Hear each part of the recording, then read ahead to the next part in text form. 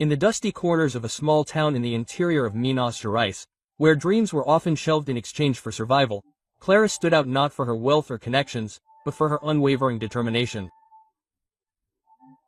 With hands calloused from work and a mind sharpened by ambition, she was a star at the local school.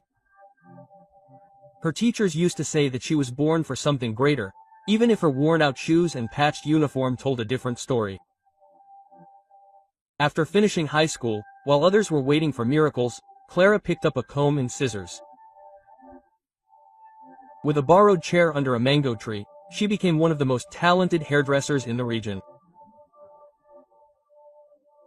Clients came in droves not only for her skill, but for the kindness in her smile and the stories she told while braiding hair. She lived simply with her parents and younger siblings in a small house that smelled of love and home-cooked food.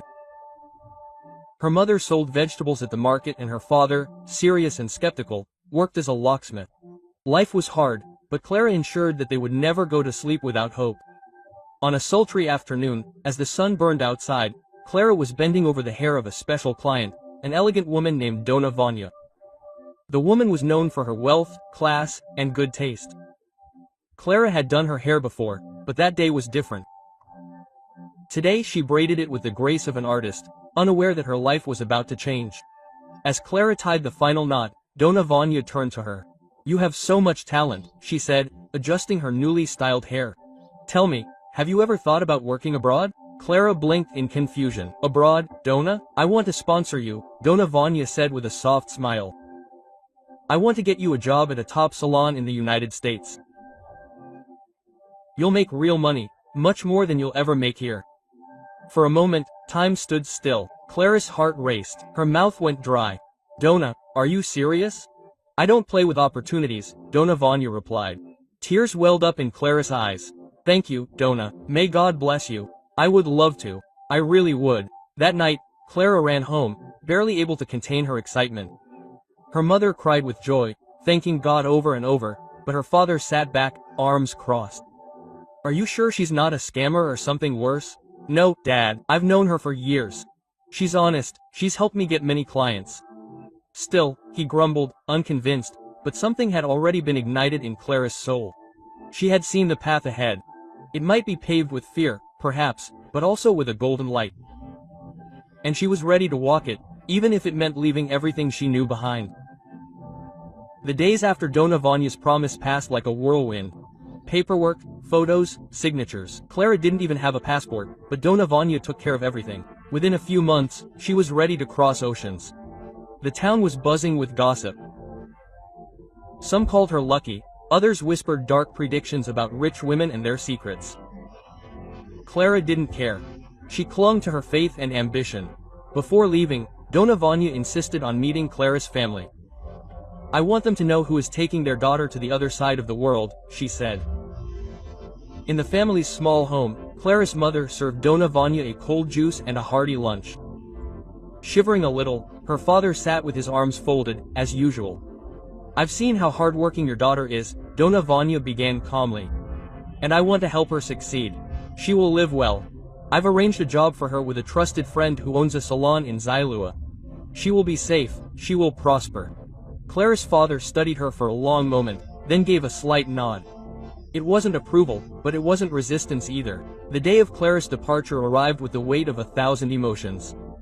Her mother clung to her like a crying child. Her brothers cried too young to understand the full meaning of goodbye. Her father stood behind, hands in his pockets, silent.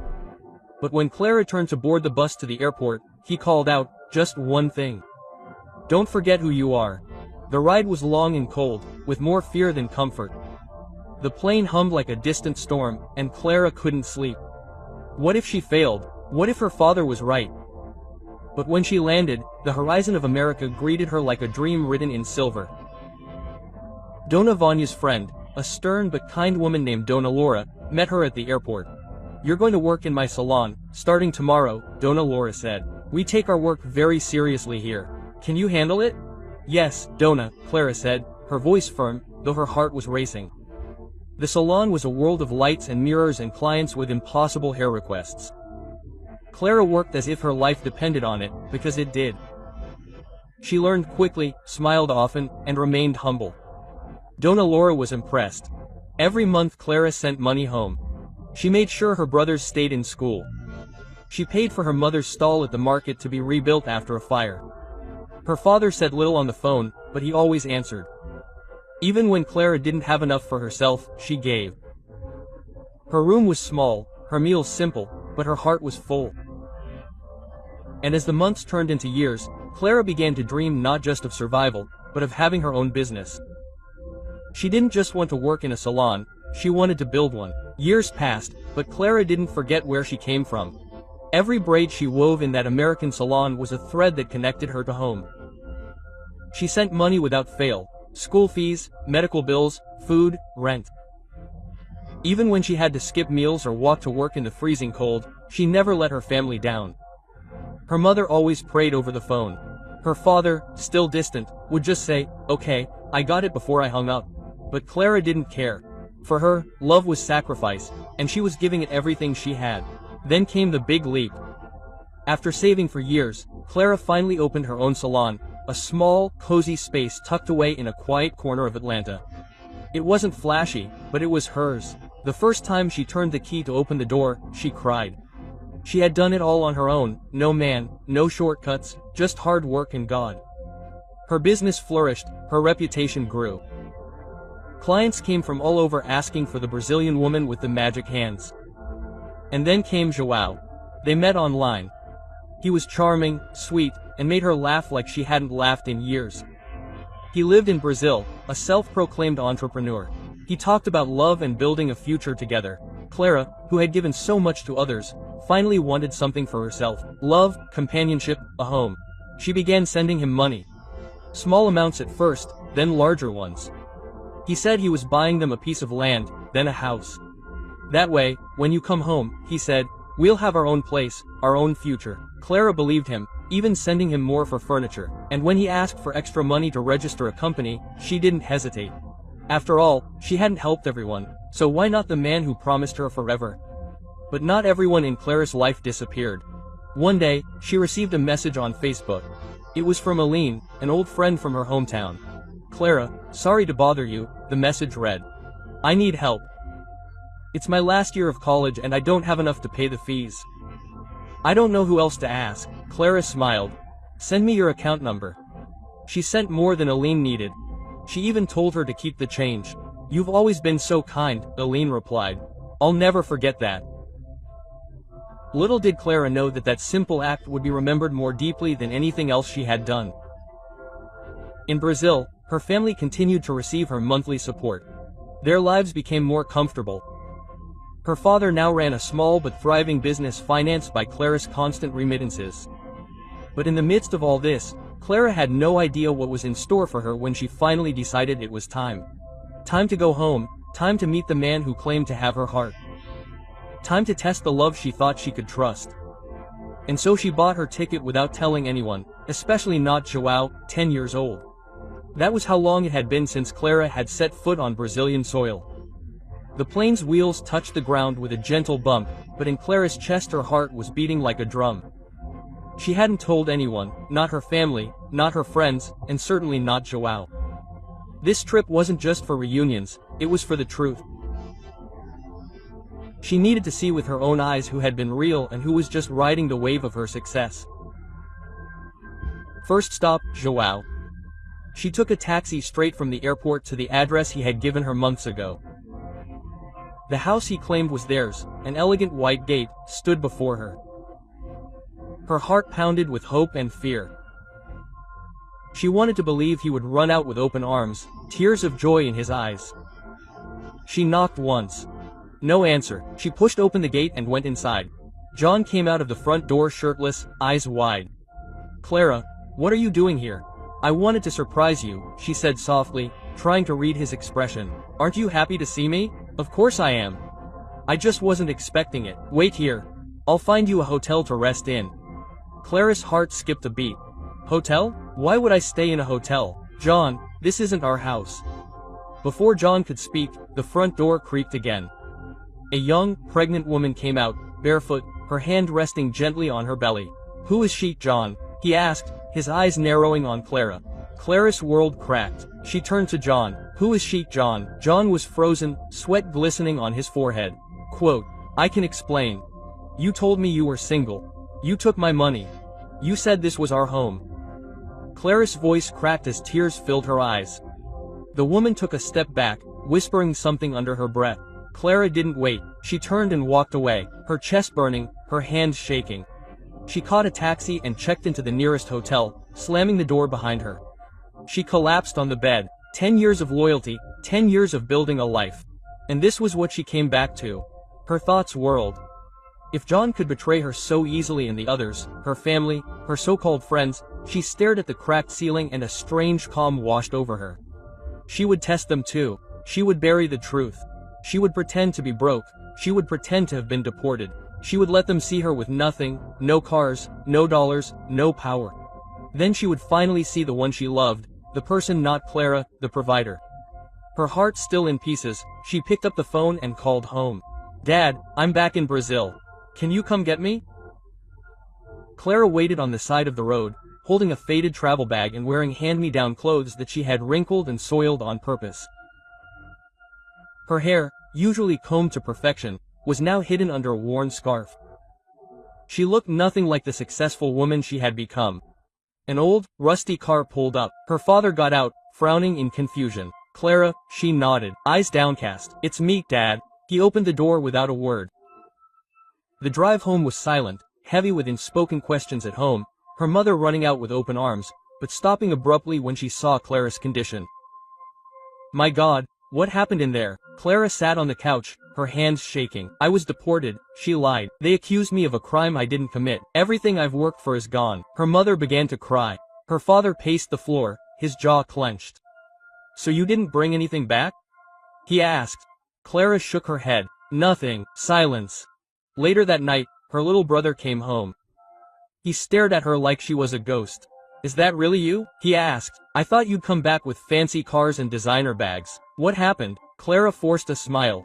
Life happened. In the days that followed, the house grew cold. Her father barely spoke. Her brothers murmured behind her back.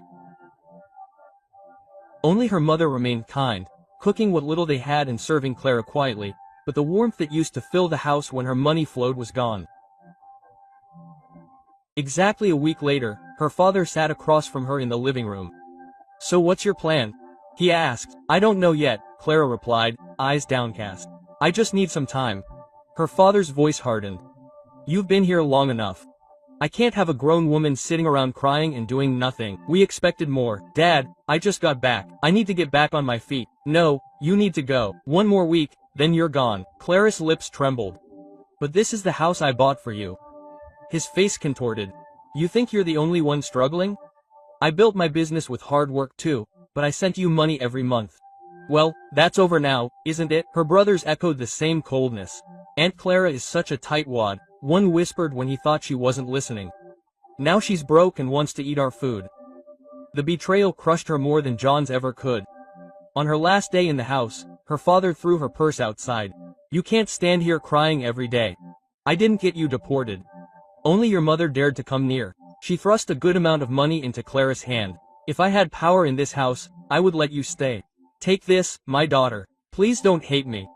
Tears streamed down Clara's face.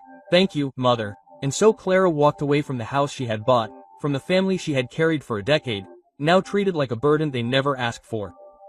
Clara dragged her purse down the sidewalk, her body heavy with more than just exhaustion.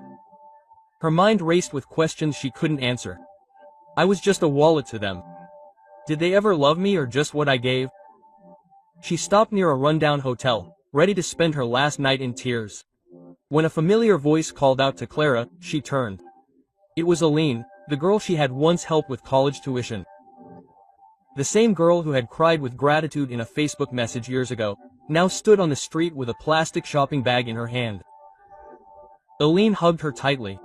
"My God, Clara, is that really you?" Clara broke down right there on the street, crying on her old friend's shoulder, years of silence, sacrifice and betrayal, gushing in silent sobs. Aline didn't hesitate. "Come," she said gently. "Come to my house." They walked through dusty streets until they reached a modest, old house. Chipped paint, creaky wood, but welcoming. The smell of fried bananas filled the air. Aline introduced her to her parents, who were dressed in faded clothes but wore the kindest smiles Clara had seen since she landed. "This is Clara," Aline said. "I paid my tuition for my senior year of college when no one else would. It's because of her that I graduated." Aline's mother gasped and hugged her. "We pray for you, even though we've never met you. You saved our daughter's future." That night, they all sat on the floor to eat a simple meal of yams and stew. There wasn't much, but they made room, passed water from a shared cup, and laughed in soft voices. Clara had never felt so rich. In the weeks that followed, Clara stayed at their house, sleeping on a mat next to Aline. They went to the salon together. Aline had followed in Clara's footsteps and become a hairdresser too. Business was slow, but they found joy in their work. At night, they shared stories, dreams, and silence. Clara never told the truth about João or his fake deportation or the money. Not yet, she wanted to heal first. One night, as they walked home under the setting sun, Clara turned to Aline. "You didn't ask me for anything. You just opened your door." "Why?" Aline smiled. "Because you did the same for me. And because when you help someone, you shouldn't come with a receipt. You just do it. And let God do the rest." Clara looked at her, her eyes wide with emotion. "You have no idea how much this means." Aline shrugged. "I have an idea." And that night, lying on the floor of a poor but loving home, Clara realized something she had forgotten in the din of her success. Home was not a place or blood or even comfort. Home was where hearts opened without asking what you brought in return. One morning, Clara woke with a clearness in her chest, as if a storm had passed and left the air pure to breathe. She had seen enough. The people who took, who judged, who turned their backs when they thought she had nothing, they had failed the test, but one person had not. Aline had passed, and now it was time for Clara to show her truth. She looked at Aline, still sleeping next to her on the floor, wrapped in a cloth. The peeling ceiling above them barely held together. The walls were cracked. Yet in this house, Clara felt more love than in the mansion she had built for her family. Today, Clara whispered to herself, everything changes. That afternoon, Clara invited Aline and her parents for a ride. She rented a clean car and wore the same torn clothes she had been wearing for weeks. They didn't ask any questions, they just came. "Where are we going?" Aline asked curiously, but smiling. "You'll see," Clara replied. She drove them to the house that João claimed he had built with her money. The white gate still stood there imposingly. The memory of that pregnant woman, the betrayal, the pain, everything flashed before her eyes. But she didn't hesitate. Aline gasped, "This place is beautiful. Why are we here?" Clara smiled slightly and handed her friend a folded piece of paper. "What is this?" Aline asked, unfolding it. "The title deed." Aline's eyes widened. "This house is yours now," Clara said softly. "What? No, I don't understand. I won a lawsuit. The man I trusted took my money and lied, but I took it back. This house that I thought was built with love now belongs to me and I'm giving it to you." Aline's parents looked at each other in stunned silence. Her mother's hands were shaking. Her father sat on the steps, speechless. "But why, Aline?" he whispered, tears already forming. "Why did you love me when I had nothing?" Clara replied. "And I wanted to see who would stand by me if I had nothing left. My family failed. John failed. You passed. You gave me shelter, food, kindness.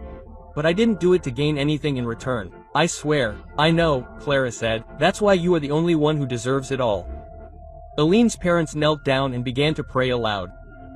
Their voices choked with gratitude. "May God raise you up, Clara. May your name never fall. May your cup run over." Clara wept with them. Then she took Aline's hand.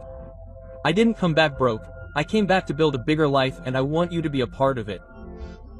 Come with me so we can build together for real." Aline looked stunned. "Are you serious? I have never been so serious." And as the sun sank behind the white walls of a house that once represented betrayal, it now represented redemption, friendship, and a future no one could ever take from them again. Weeks passed and Clara moved quietly with purpose. She had money, she had legal power, she had clarity, but what she didn't have, what she still needed, was closure. So one morning she got in a car and drove to the house she had bought for her parents, the same house her father had thrown her out of. This time she wore her best clothes. No disguises, no tricks, she had nothing left to hide. Her father's once thriving business had gone bankrupt. He had taken out a large loan and sent it to a bogus company that promised double returns. The scammers were gone, and now so was her pride. The bank had come knocking. They wanted the house inside. Clara's mother was crying, the stress had aged her. Her brothers sat silently, bitter and broken, and her father, he was sick, slumped in a chair like a man who had lost everything. When Clara entered, the silence fell like thunder. Her mother rushed forward. "Clara, you came, thank God. Please help us, the bank wants to foreclose on the house." Her father twitched, avoiding her eyes. "They said we have a week to pay or we lose everything." Clara looked around slowly. The house she had financed, the family she had raised, the people who had let her sleep on the streets out of their own generosity. She sat down. "Let me tell you something," she said, her voice calm but sharp as glass. "I was never deported. I lied. I wanted to see who really loved me, who would treat me the same when I had nothing." Her mother gasped. "You lied?" "Yes," Clara said, her eyes fixed on her father, "and I saw all I needed. The minute I stopped giving you money, you threw me away like trash. After all I've done, after all I've given." Her father tried to speak, but nothing came out. "I built this house." She kept getting up now, her voice rising. "I paid for your comfort. I put your children through school. I gave you my blood, and the one time I asked for shelter, you threw me out on the street." Tears streamed down her mother's face. "We were scared. We didn't know how to help you." Clara didn't answer. "You didn't want to help me. You wanted what I could give. That's not love, that's convenience." Silence. Then Clara took an envelope from her purse and set it on the table. "Here's enough to pay off the bank loan and a little extra for you, Mom.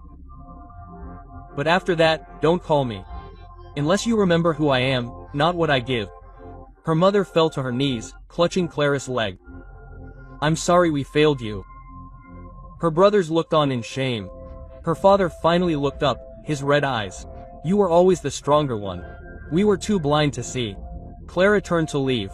"I have people who treat me like family, even without blood ties. And now I'm going to build with them." She walked out with her head held high, and this time no one dared stop her. The airport was bustling with people running, moving, boarding, arriving. But Clara stood still, calm in the midst of the chaos, with a single suitcase and Aline at her side. Aline clutched her passport as if it were made of gold. Her eyes were wide, her hands shaking slightly.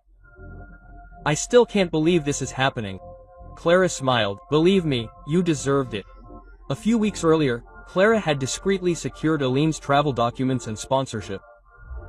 Just as her life had changed under Dona Vanya's wing, now she was doing the same for someone else.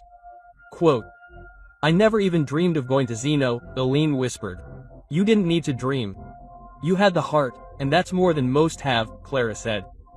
Behind them, Brazil disappeared like a photograph in the rearview mirror, familiar, beautiful, but also stained by lessons. João had been arrested. Clara's case went viral on social media. Messages poured in from women thanking her for exposing fraud and betrayal. But Clara didn't mind the attention. She had done it for herself, for every woman who had given her all and been rewarded with lies, and her family. After paying off their loan, Clara disappeared from their lives, just as they had once erased her. She was no longer angry, just fed up.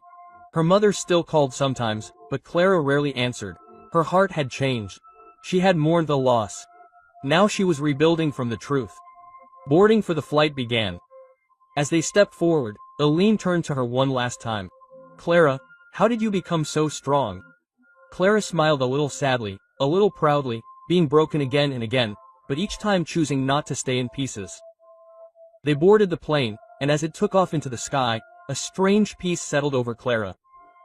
The weight she had carried for a decade finally lifted. Back at Zacara, things moved quickly. Clara expanded her salon into a franchise, opening 2 new locations. She brought Line on as a business partner, not an assistant, not an employee, a partner. Aline had proven herself quickly. She had the same drive Clara once had, the same fire. The two of them had built not just a business, but a sisterhood. One day, they stood inside their newest salon. Sleek walls, golden lights, and a logo above the mirrors that made Clara stop in her tracks. Clara and Aline Beauty. Strength in partnership. Tears welled in her eyes as she stared at the name. Not just hers, their future was shared that night.